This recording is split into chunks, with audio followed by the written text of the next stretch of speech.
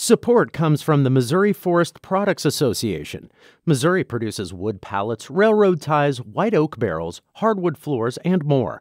Details on the variety of products made in the state are at choosewood.com. For writer Jessica Baran, art criticism increasingly feels connected to civil rights and issues of equity. Part of this was a lot of soul-seeking myself, having worked at Fort Gondo and thought about this whole idea of nonprofit alternative art spaces as being so much about giving quote-unquote marginalized voices exposure, which at one point I think felt like a positive thing to do or helpful thing to do. And then you really have to then look and think, maybe this is not supposed to be me. Maybe actually it's about who the leadership and who the curator should be. And I think that it's something that is very much on people's minds right now. I'm Sarah Fenske. St. Louis on the Air continues right after this. I'm Laura Hamden, producer for St. Louis on the Air. Before today's episode, I want to take a moment to say thank you for listening. Our team works hard to provide nuance on the news that shapes your life and your community. We wouldn't be able to do this without your support. The money you give to St. Louis Public Radio helps fund our podcast. Please go to stlpr.org/donate and give an amount that works for you. Your contribution, along with that of your neighbors, is what fuels St. Louis on the Air. We're really grateful. Thank you for your support.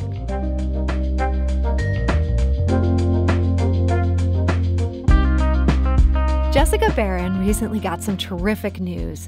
The St. Louis-based arts writer and critic was awarded an Andy Warhol Arts Writers Grant. The $30,000 award seeks to support her short-form writing and, quote, ensure that critical writing remains a valued mode of engaging the visual arts. And she joins us today to talk about it. Jessica Baran, welcome to the show. Thank you so much for having me, Sarah.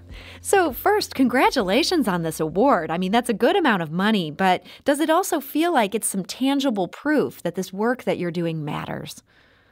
It does. No, that's an excellent point. I think that the argument for both recognizing the value of St. Louis art and St. Louis criticism or regionally based criticism has been a difficult one over the years. And it really is incredibly meaningful to receive this as, like you said, a form of validation, as well as financial support, of course. That's very important. We don't want to undersell that. But so you cover the art scene here, and you have bylines that have appeared in some of the most prestigious arts publications in the entire country.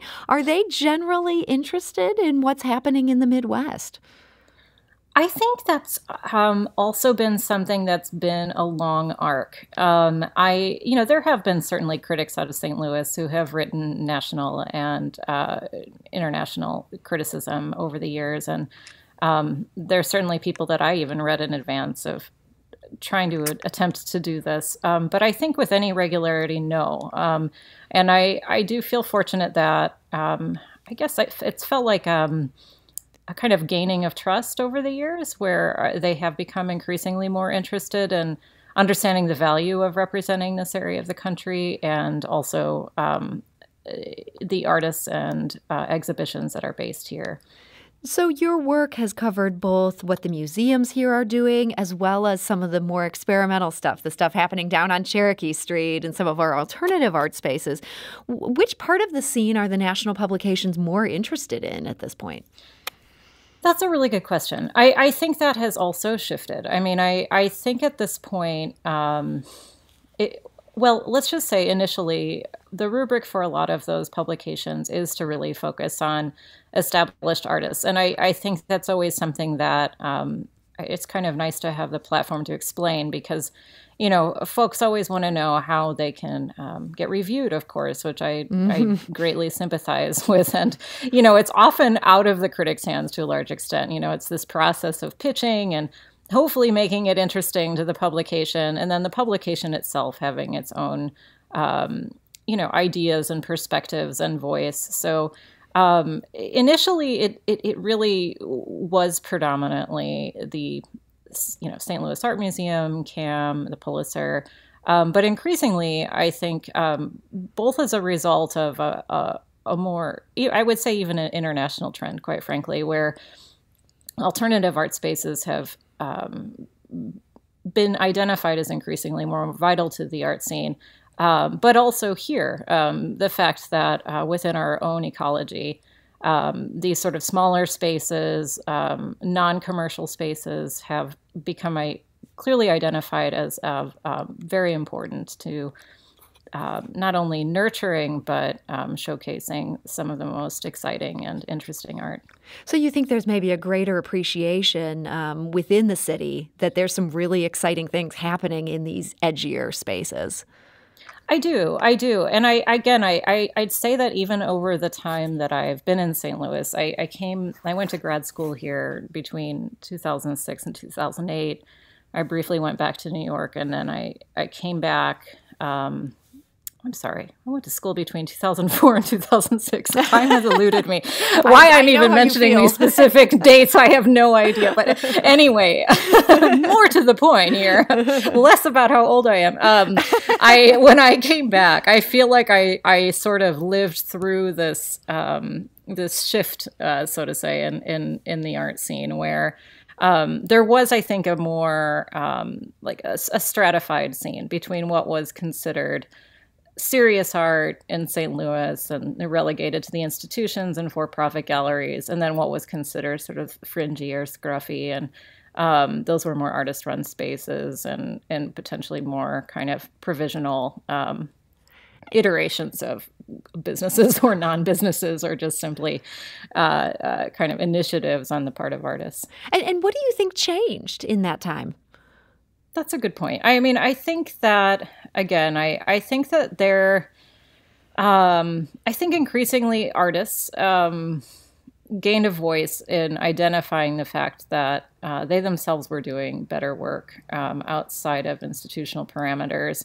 But I think if you accelerate, though, to more recently, I mean, I think that things then went into warp speed in this dynamic post Mike Brown. I think that the whole, especially St. Louis gaining national recognition, but also artists here feeling really galvanized by the movement that emerged from that moment, that also largely took place in the streets and was about popular activism, I think gave enormous amounts of kind of redistributed attention to artwork that was happening outside of the confines of institutions. And again, I think that had been a momentum that had been occurring for a while, but not nearly with the kind of velocity and also just sheer importance, I think, as that.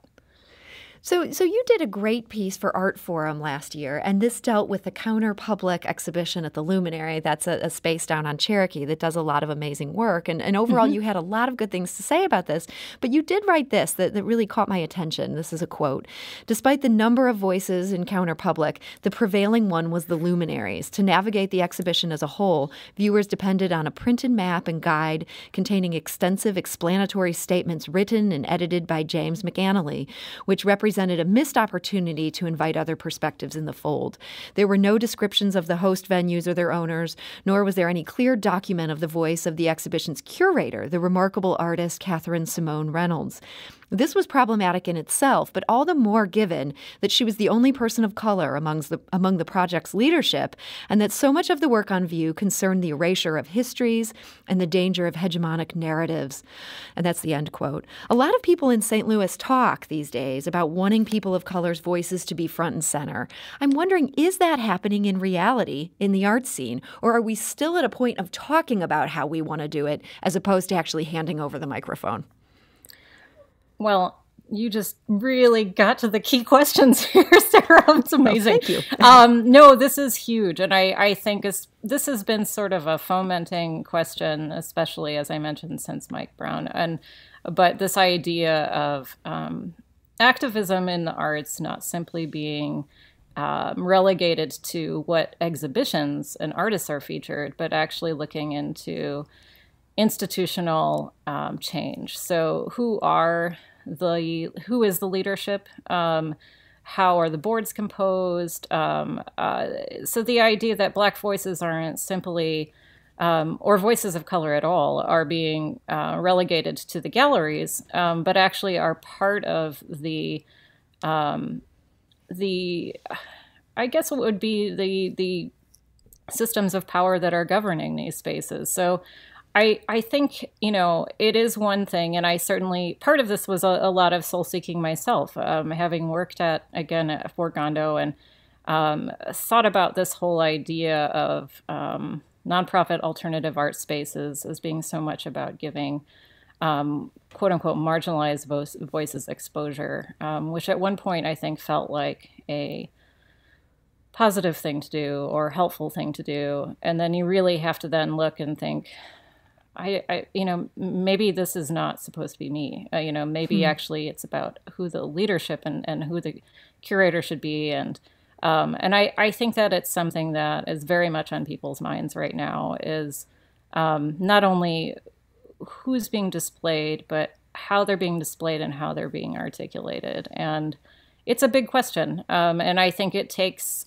an enormous amount of bravery and soul searching again to rectify this issue. But you can see it all over a lot of the conversations that have been happening, especially since this spring. There have been massive institutional upheavals at most of the major museums interrogating this very issue. My guest today is Jessica Baran. She's recently won an Andy Warhol Arts Writers Grant, and she covers both the St. Louis art scene as well as the scene in other cities here in the Midwest. Jessica, I'm wondering, did you pitch the foundation on a particular project, or was it more just anything you want to write about once you get this grant? No, I did pitch to them specifically to write about St. Louis and the Midwest. It's something that I can't tell if this is something that's a positive story or one that sort of makes me look like a quasi failure. But I have applied for this grant. You've caught my attention with that, lead-in. I'm sure it's. I can surely say it's both, but I have applied for this grant 5 times over the course of basically a decade, and I have always pitched writing about St. Louis, but I think this particular year was different because I think that we've come on the heels of a massive renewed civil rights movement that has largely been fomented by actions that have taken place in Midwestern cities such as St. Louis, and of course this spring in Minneapolis, radiating out to people, again, looking at cities like Tulsa, where the Tulsa Massacre occurred. But all of this has a lot of impact on the arts culture. And I think it's no accident, too, when you look at, for instance, a critically praised book like Walter Johnson's The Broken Heart of America that came out recently, that the final chapter of that book literally ends on seeing hope in St. Louis's art scene. And I guess the other component of that, though, as an art writer, and why I felt like this grant is really critical, though, is it's often, St. Louis is often written about incorrectly. And I think it's, again, especially the national attention that we received in 2014 saw us miswritten, people even trying to figure out how to identify Ferguson, for instance, calling it a suburb or who knows, part of St. Louis, or 8 million different things that locals were like, hey, I know exactly where that is, this is so bizarre. But that frequently happens, I think, in seeing our art scene reflected. And, for instance, even in Johnson's book, a lot of the references to the arts culture, oddly, are actually even misnamed. And, it actually, this book that is so incredibly and specifically researched, again, decided to couch its conclusion in the art scene, but then didn't quite get the art scene accurately. But I think that, I think the gravity of writing about this area really did shift from something where, when I was initially pitching it years ago, as something where it was more about democratizing art culture away from the coastal cultural centers, i.e., all the kind of irony of centers being on the periphery, but the LA and New York, this idea of, again, really trying to spread out the way in which arts culture is given a voice to the Midwest actually becoming increasingly recognized as a major player, obviously, in our entire kind of cultural identity, be it's arts culture or political culture.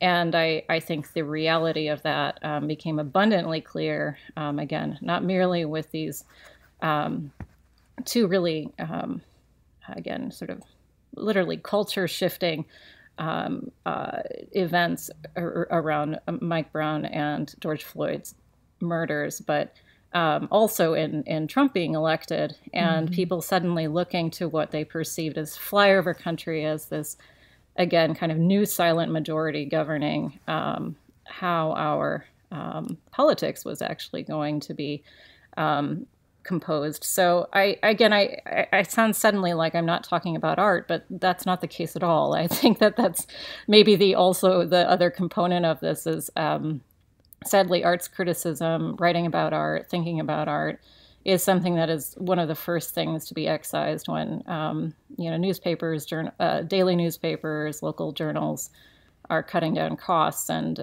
they tend to continue support for performing arts, of course, because that ends up being translated as entertainment. But visual art then really isn't necessarily always perceived as necessary, but I think that it is one of the most important ways that we translate these incidences and can actually look to the arts to be thinking through and rectifying some of our most critical issues. And as we're doing that, what do you see as your role in that? What is the role of the critic as we're trying to make sense of this world around us and the scene around us? No, it's a good question. I feel like for a long time, I almost felt like some sort of proselytizer about like the role of the art critic.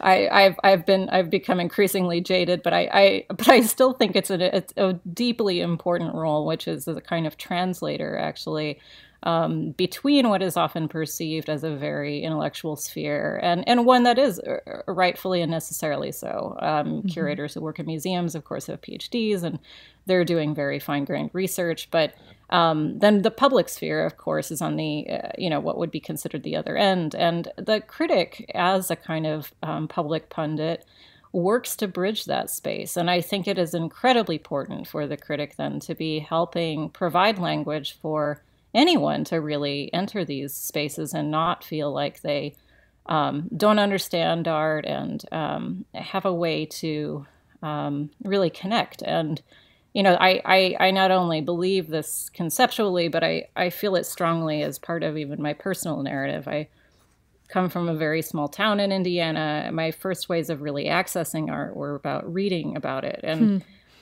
for years, I always would, even when I have taught students on writing art, kind of had the belief that, like, if I can do this, you can do this.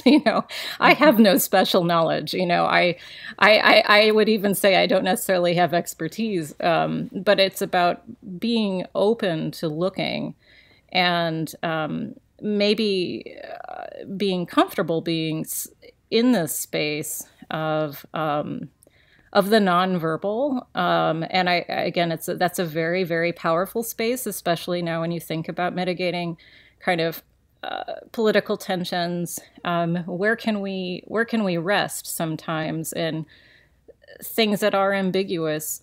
Art provides that space. And provides pause and a lot of really, really good stuff. So I see criticism as doing that. I also see it as holding artists accountable. I mean, so then specifically within the field, I think the key too about writing criticism in the Midwest is that, it tends to feel fragile. We really do always want to support St. Louis. We want to support the Midwest because we are overlooked, and we know that. But at the same time, we want to be taken seriously. And the only way that we can do better work and give ourselves that ability to be serious contributors, we have to accept that there will be some critical feedback. And so, do the artists here understand that, do you think? Well, that's really hard. I mean, I think that that's part of trying to nurture more of a critical discourse. I think it can come as sort of like a meteor out of the sky if it's not contextualized around more discourse. So no, it is tough. I think that it's a real delicate balance, and certainly one that frequently keeps me up at night when I write reviews. So because I want, it's almost sort of, again, like very much like teaching. That may not, again, be every critic's perspective, but the idea that students and myself would prefer constructive criticism, of course, more so than being obviously just sort of ruthlessly lambasted, which I think was also a very different era of criticism than what most writers do today. But I don't think we should be afraid of being held accountable in the same way that, artists often even go to New York or LA because they will be given given the respect of being held critically accountable, if that makes sense. And we shouldn't be let off the hook here, if that also makes sense. So, Jessica, in just our final minute here today, you've talked about that role of needing to hold people accountable. Let's give you a moment for just sheer boosterism. Who's one artist or one space to watch right now in St. Louis? Oh, my God, Sarah, it's so hard. I mean, I just am so thrilled with the current CAM show. The Great Rivers Biennial, I think, is just simply amazing right now. That's Khalil Tim Robert Yoon Irving's work, yeah. Tim Portlock, Rachel Yoon, and then if you also go upstairs and take a look at Yesh and Kuo's work in the Teen Museum Studies, I mean, I remember going to that opening and just feeling, I cried when the curators even saw me. I just felt like it was really, really amazing. So congrats, Khalil. Congrats, Tim. Congrats, Rachel and Yaoshen. I think that, those are amazing shows. So. That is quite a rave. And Jessica, that makes it the perfect note to end on. So Jessica Baran, thank you so much for joining us today. Oh, thank you again, Sarah, so much for having me. I really appreciate it.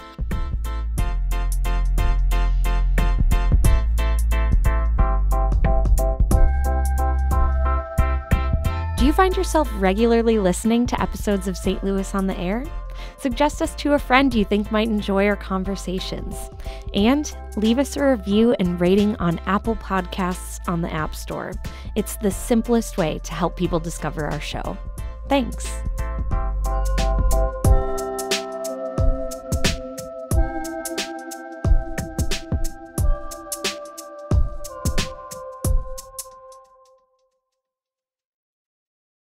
Support comes from the Missouri Forest Products Association, committed to conservation and careful management of the state's forests to make them more resilient and better habitats for wildlife.